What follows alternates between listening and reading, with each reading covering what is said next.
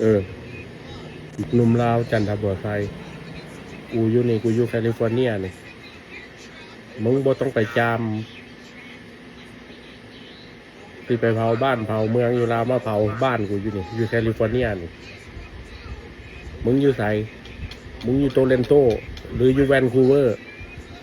คันอยู่แวนคูเวอร์นี่มึงออกออริกอนออกวอชิงตันสเตทออกซีแอตเทิลมาแล้วก็ลงมาหากูนี่ใกล้ๆกูที่แนะนำมึงคันมึงอยู่โตเลนโตหันมึงนั่งเครื่องมาประมาณ3-4 ชั่วโมงพอตอนนั้นมันไทม์โซนของนิวยอร์กคันมึงอยู่แวนคูเวอร์นี่มันอยู่ใกล้ๆนี่ขี่รถผ่านลงมา2-3 ลัดมึงมาเผากูรถกูที่ท่ามึงได้ยินบ่มึงไปเฮ็ดหยังมึงวิธีของมึงนี่วิธีโจรวิธีนักเลงปลากล้วยนักเลงปลาละเมาะมึงนี่วิธีโจรเล่นนอกกติกาเล่นเกมสกปรกมึงนี่นะ มึงไปคู่เขาอย่างเด็กน้อยนะมึงเขาหู้อีหยังมึงแน่มึงมาหากูดีนะกูสิบอกมึงเด้อกัดกันเองพี่น้องเอ้ยมึงเสียเอาอีหยังมากอะให้มึงเอามาแต่ขนาดมึงสิมาหากูมึงก็ยังบ่ครบ32แล้วจัก28จัก29บ่ครบองค์32บาทมึงเมื่อหันมึงสิเหลือแต่20ปลายกูสิบอกมึงคันมึงสิมาหากูคันมาหาดีๆกูก็มีแนวดีๆให้มีสันธามติมีเป็นพันธมิตรได้ถ้าหากว่ามึงมาบ่ดีมึงได้หอบสังขารมึงเมื่อกูบอกรถ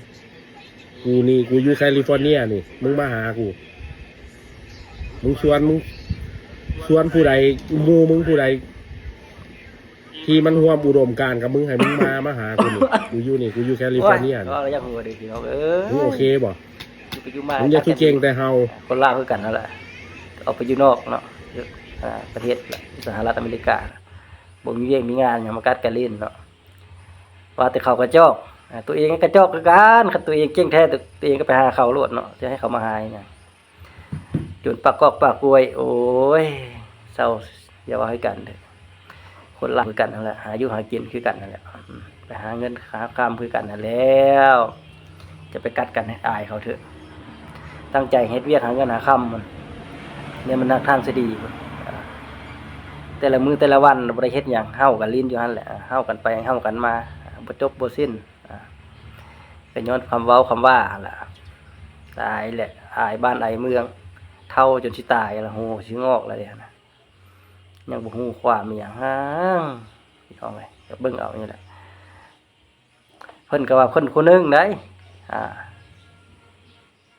เป็นคนที่มีความรู้ความสามารถนะเพิ่นก็ว่าคนนึงเป็นที่ที่สำคัญอยู่ฮะเพิ่นว่าเป็นผู้ที่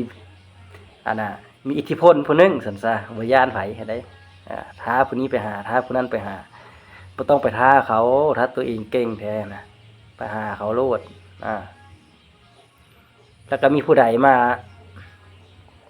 สายลายไปสีรัฐบาลเนี่ยโอ้เพิ่นออกมาปกป้องเลย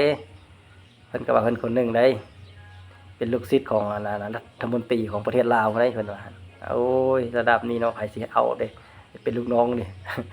ขนาดเอามาเป็นคนไส้เขายังเบาแล้วระดับนี้นะได้เป็นคนไส้เขาก็ยังมีหน้ามีตากว่านี้อันนี้เขาฮอดบ่ฮู้จักซ้ำยังอ้างว่าเป็นคนของรัฐบาล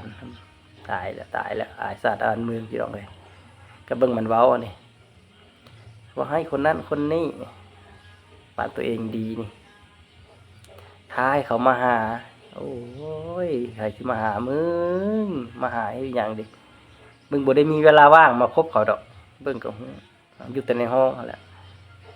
เฮ็ดเวียกให้งานให้เขารับจ้างเขาพอได้กินเงินเดือนซะพอคุมอยู่คุมกินไปวันๆนั่นแหละ